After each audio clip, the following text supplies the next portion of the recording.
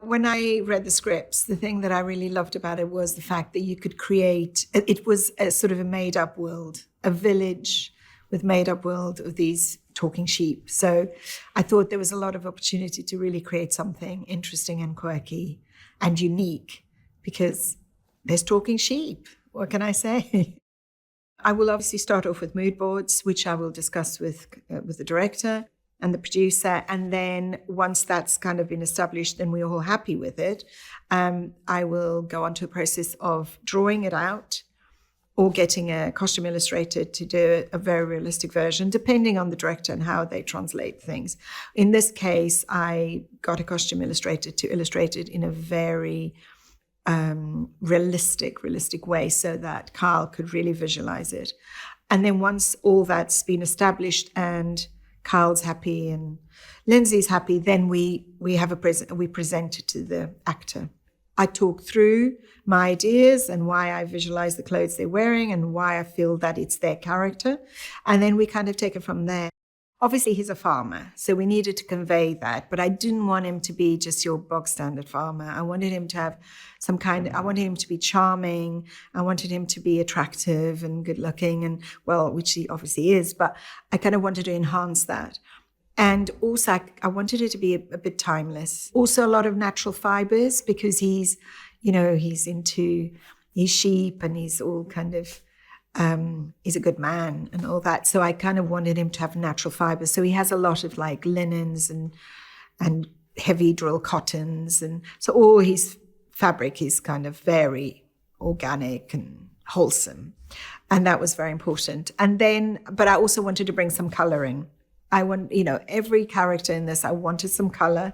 And I definitely brought in color with him in terms of his shirts. So he's got little pops of color on his shirt. So because his trousers are kind of brown and his jacket's a bit brown, but then you've got pop of red or blue or, and that was very important to me.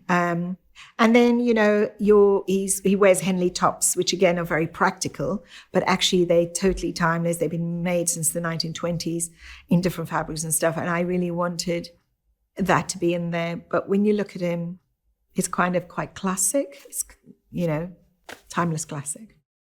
She's not from the village. So I kind of wanted her to look really sharp, but I also wanted her to slightly look not scary, but really when she arrives and you first see it, to have a real presence.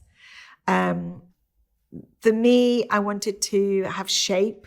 I love the idea of shape and structure because that sort of indicates power. So I had inspiration from Terry Mugler's and Gaultier and all these 90s kind of amazing designers. And I got influences from that and then kind of my own world where I wanted, if you saw in a silhouette, you would just see this amazing shape. It's like, so that's why all the suits are really fitted and sharp and structured. And then also I wanted really strong colors. With everybody, I bring in pops of color because color to me is really important. So we've got the purple when she first arrives because that's really imposing and strong and and then it slightly softens with the orange and then softens even more with the pink. So you at first you're slightly scared of her and then you kind of soften to her and you actually like her towards the end because she's not scary. But every suit needed to look sharp and structured. We decided we're going to base it on truth. And so we got everything made because obviously Nicholas is very tall. And so we just made a uniform. What I changed slightly is his shirts are a stronger blue to the normal police shirts because again, I wanted the blue to stand out a bit more. So we did that. And and the cuts are a little bit more timeless again. So they're not full on now. Policemen now wear Gorex and fabrics that are kind of not very natural. So I've kind of gone for a slightly older kind of style. We decided that he might have thought, well, I'm going to the countryside, so I'm going to have a bit of tweed. So we thought a nice way to do this would be to give him a bomber jacket in tweed because it's still young and it's also quite cool. And yet it's kind of almost an element of him thinking, oh yeah, that's what people wear in the countryside. They wear tweed.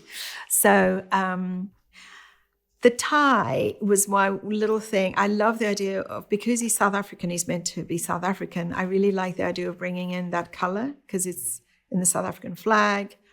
And so we brought that color in. The fact that it's knitted, it's quite nice because it just makes it a little bit more interesting from just a normal tie. He could have had just a normal tie, but the fact that it's a knitted tie just makes it a little bit off-piste.